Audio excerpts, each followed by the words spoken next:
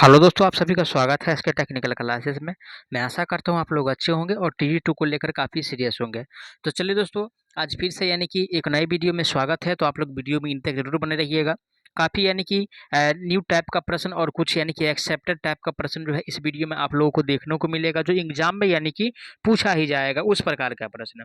तो चलिए आज का सबसे पहला प्रश्न से स्टार्ट करते हैं। पहला प्रश्न दिया है, लेड एसिड बैटरी की आवेशित, ठीक है सॉरी, अनावेशित अवस्था के दौरान कैथोड का लेड और एनोड का लेड डाइऑक्साइड पूरी तरह से इनमें से किसमें परिवर्तित हो जाता है। तो देखिए दोस्तों, यानी कि अनावेशित में कह रहा है।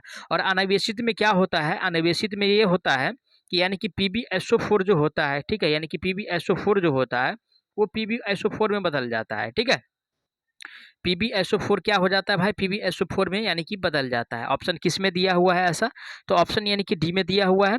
करेक्ट आंसर की अगर बात किया जाए तो ऑप्शन इसका यानी कि डी सही हो जाएगा।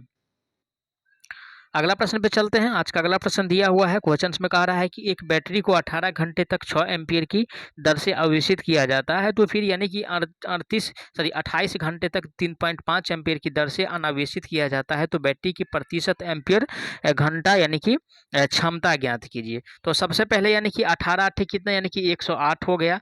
अब रही बात यानी कि 28 को फिर यानी कि 3.5 से गुना कीजिएगा तो कितना, यानी कि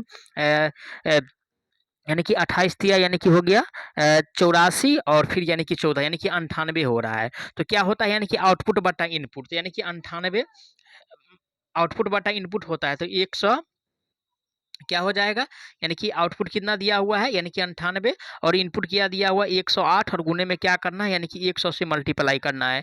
ठीक है, अगर इसको यानी कि अगर लाते हैं तो दोस्तों यानी कि 90 पॉइंट जो है, यानी कि 90 पॉइंट यानी कि 7 आएगा कैलकुलेशन करने के बाद। आप लोग यानी कि चेक कर लीजिएगा। ठीक है, तो ये जो दिया हुआ है ऑप्शन ए में है। राइट आंसर की बात किया जाए तो ऑप्शन इसका ए सही हो जाएगा। अगला प्रश्न पे चलते हैं। आज का अगला प्रश्न दिया हुआ है, क्वेश्चन में कह रहा है कि संग्राहक बैटरी का क्षमता डैश के पदों में व्यक्त किया जाता है। ए में कह रहा है कि इसके रिचार्ज चक्रों की संख्या, बी में कह रहा है बैटरी में सेलों की संख्या, सी में कह रहा है इसके द्वारा प्रदान किए जा सकने वाली एम्पियर घंटे। तो ठीक है, तो मेनली बात तो यही है कि यानी कि कितना घंटे तक ये यानी कि कोई भी यानी कि जैसे इंस्ट्रूमेंट लगा है उसको यानी कि एम्पियर यानी कि सप्लाई कर सकता है। तो इसी से यानी कि पकड़ा जाएगा। तो राइट आंसर जो होगा इसका यानी कि सी सही हो जाएगा, है ना। सी में जो दिया हुआ है राइट आंसर करेक्ट सी सही हो जाएगा।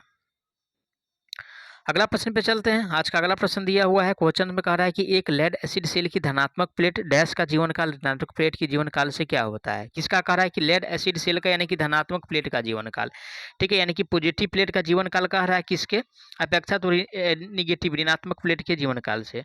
तो देखिए दोस्तों, यानी कि ऋणात्मक प्लेट का जो जीवन काल होता है और धनात्मक प्लेट का जो जीवन काल होता है दोनों का अलग अलग होता है। बस इसमें सिर्फ इतना ही फर्क है कि धनात्मक प्लेट का जो जीवन काल होता है, ठीक है, ऋणात्मक प्लेट की जीवन काल से वो आधा होता है। ये ध्यान में रखिएगा, क्या होता है, आधा होता है। ऑप्शन यानी कि डी में दिया हुआ है आधा। करेक्ट आंसर की बात किया जाए तो ऑप्शन इसका यानी कि डी सही हो जाएगा। ठीक है, चलिए आगे बढ़ते हैं।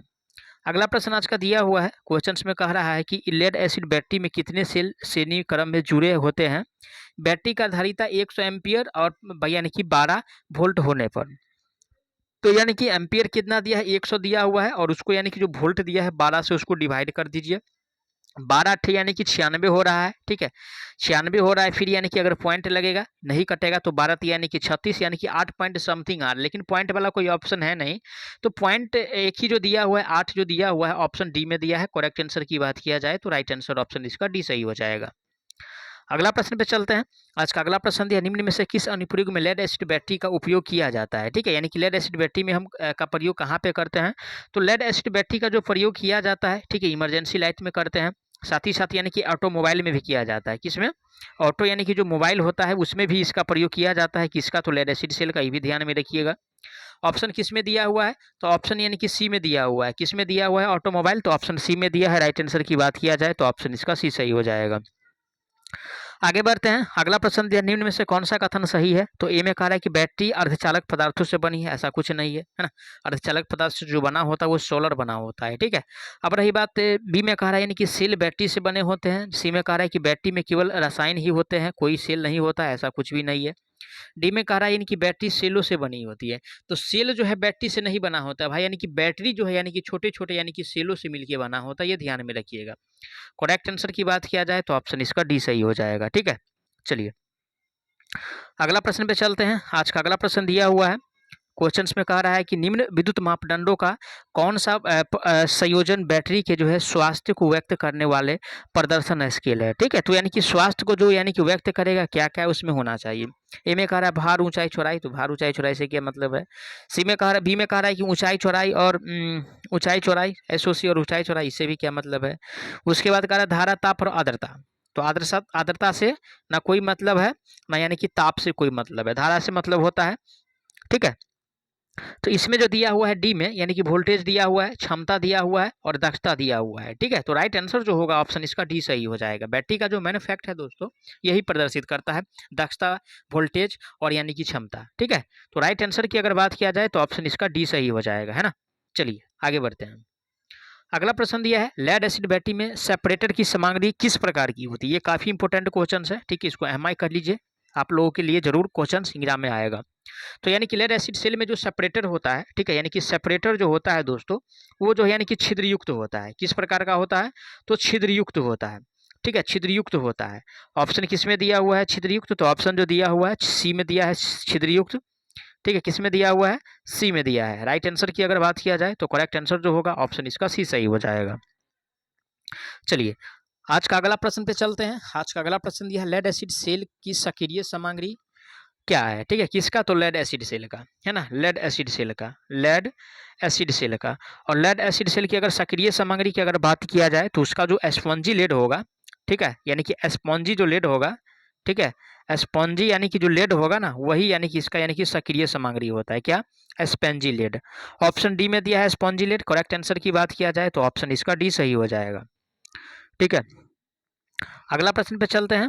अगला प्रश्न दिया है कि लेड एसिड बैटरी में सल्फेशन का क्या कारण है। ठीक है, यानी कि लेड एसिड बैटरी में जो सल्फेशन होता है, ठीक है, यानी कि सल्फेशन जो होता है वो किस कारण से होता है। ठीक है, चलो यानी कि फेशन जो होता है वो किस कारण से होता है। ए में कह रहा है कि इन यानी कि इनकम्प्लीट चार्ज।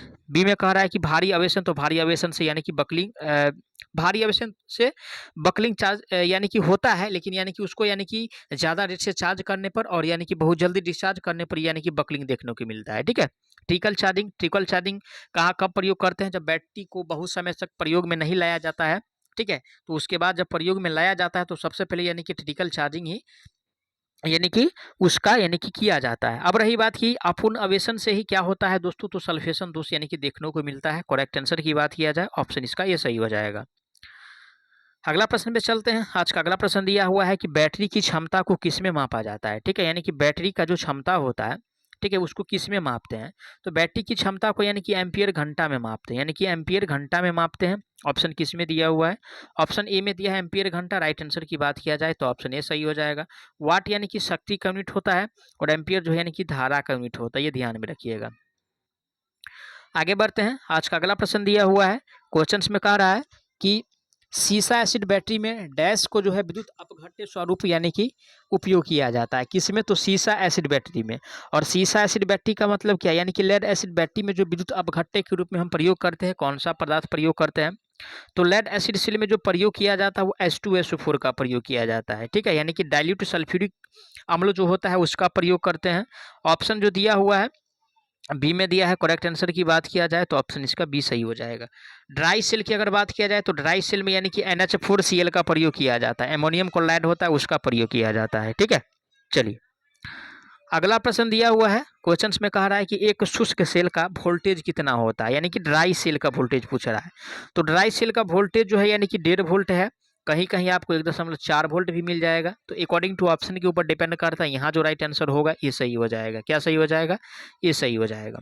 अब चलिए अगला प्रश्न दिया है, फिर से कह रहा है कि बैटरी की क्षमता को यानी कि एम्पियर घंटा में मापा जाता है। ठीक है, ये प्रश्न बार बार आता है और इस बार भी आने की चांस है 100%।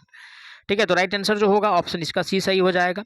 एचपी और एचपी का यानी कि एचपी जो यूनिट है दोस्तों यानी कि मोटर का, किसका, यानी कि मोटर का। किलोवाट भी मोटर का है और एचपी भी मोटर का है।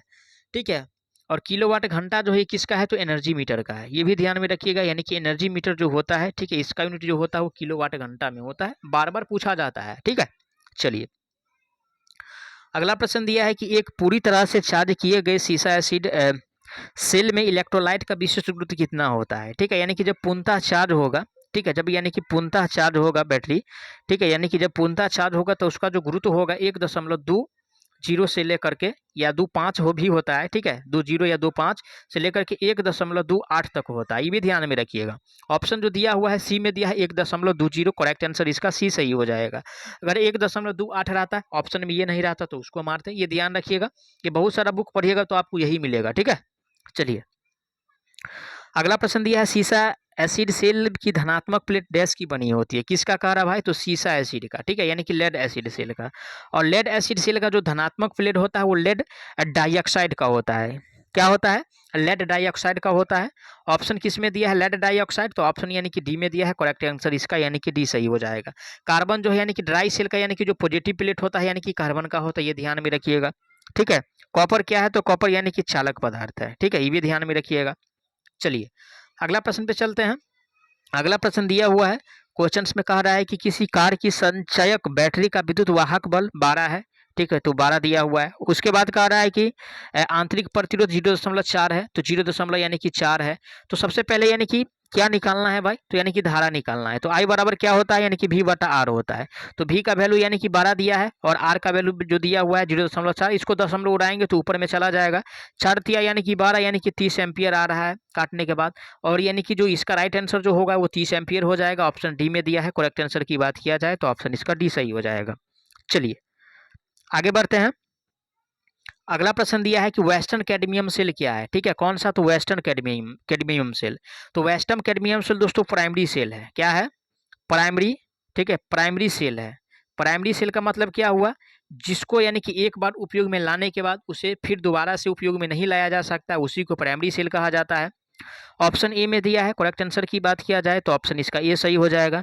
रिचार्जेबल सेल क्या हुआ, तो रिचार्जेबल सेल सेकेंडरी सेल होगा, ठीक है, यानी कि सेकेंडरी सेल को रिचार्जेबल सेल कहेंगे, ठीक है। तो सेकेंडरी सेल को ध्यान में रखना है, रिचार्जेबल सेल है और रिचार्जेबल सेल को फिर से अगर जैसे कि अगर डाउन हो गया उसको फिर से यानी कि चार्ज करके फिर से उसको उपयोग में ला सकते हैं, ठीक है।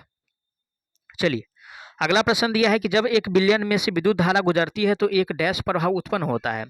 तो बिलियन में से जब विद्युत धारा यानी कि गुजरता है, ठीक है, यानी कि बिलियन में से जब विद्युत धारा गुजरता है तो उसमें यानी कि रासायनिक प्रभाव उत्पन्न होता है। क्या, रासायनिक जो प्रभाव है, ठीक है, यानी कि रासायनिक जो प्रभाव है वो क्या होता है भाई, यानी कि उत्पन्न होता है, ये ध्यान में रखिएगा।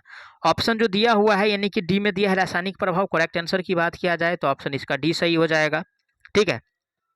चलिए आगे बढ़ते हैं। आज का अगला प्रश्न दिया है, क्वेश्चंस में कह रहा है कि धनात्मक विद्युताग्र इलेक्ट्रोड को क्या कहा जाता है, यानी कि धनात्मक को, किसे, तो धनात्मक को। और धनात्मक को क्या कहेंगे, तो धनात्मक को दोस्तों यानी कि एनोड कहा जाता है। क्या कहा जाता है, एनोड कहा जाता है। ऋणात्मक को यानी कि कैथोड कहा जाता है, ये भी ध्यान में रखिएगा। ऑप्शन ए में दिया है एनोड, करेक्ट आंसर की बात किया जाए तो राइट आंसर जो होगा ऑप्शन इसका ये सही हो जाएगा, ठीक है। चलिए अगला प्रश्न दिया हुआ है, क्वेश्चंस में कह रहा है कि एक तरल पदार्थ जो डैश के बहाव के कारण विद्युत धारा प्रवाहित करता है उसे विद्युत अपघट्ट इलेक्ट्रोलाइट कहा जाता है। तो ये जो होता है दोस्तों यानी कि आयनों के बहाव के कारण, किसके कारण, तो आयनों के बहाव के कारण यानी कि विद्युत धारा क्या होता है, तो प्रवाहित होता है। तो ये जो दिया हुआ है आयनों, ऑप्शन बी में है, करेक्ट आंसर की बात किया जाए तो ऑप्शन इसका बी सही हो जाएगा। सीओजी इलेक्ट्रॉन क्या होता है, तो सीओजी इलेक्ट्रॉन होता है दोस्तों यानी कि आउटर यानी कि जैसे यानी कि कोई ये चक्कर लगाता है, समझिएगा ध्यान से, ये क्या है, यानी कि ये ऑर्बिट है, ठीक है, और इसके अंदर भी ऑर्बिट है, ठीक है। तो इसमें यानी कि समझिए ये जो दो होता है इसमें यानी कि दो होता है, ठीक है। तो अगर ये पूर्णतः अगर भर गया, अगर एक यानी कि बच रहा है तो यानी कि बाहर जो घूमेगा ना, सीधा से समझ लीजिए कि जो बाहर घूमेगा वो सीओजी इलेक्ट्रॉन की संख्या होता है, ठीक है। चलिए अगला प्रश्न पे चलते हैं। आज का अगला प्रश्न दिया हुआ है, क्वेश्चंस में कह रहा है कि कॉपर इलेक्ट्रोड का प्रयोग करके कॉपर सल्फेट के जलीय घोल के विद्युत अपघट्य से मिलता है तो क्या होता है, तो देखिए इसमें ये होता है कि एनोड जो होता है ना, एनोड, ठीक है, एनोड जो होता है ना, एनोड पे ऑक्सीजन होता है। क्या होता है, ऑक्सीजन होता है। कैथोड की अगर बात किया जाए तो कैथोड पे दोस्तों हाइड्रोजन होता है, ठीक है, हाइड्रोजन होता है। ऑप्शन पढ़ेंगे, ए में कह रहा है कि कैथोड पर कॉपर, तो कॉपर कभी नहीं होता है, ठीक है। एनोड पर कॉपर, कॉपर कभी नहीं होता है। कैथोड पर कॉपर, कॉपर कभी नहीं होता है। तो कैथोड पर हाइड्रोजन और एनोड पे यानी कि ऑक्सीजन होता है, डी में कह रहा है, यानी कि राइट, यानी कि आंसर इसका डी सही हो जाएगा। तो आप लोग को अगर कोई भी प्रश्न में किसी प्रकार का डाउट है तो आप लोग उसके लिए कमेंट कीजिएगा, आपको जवाब बहुत जल्द मिलेगा। तो चलिए मिलते हैं नेक्स्ट पार्ट में, तब तक के लिए जय हिंद।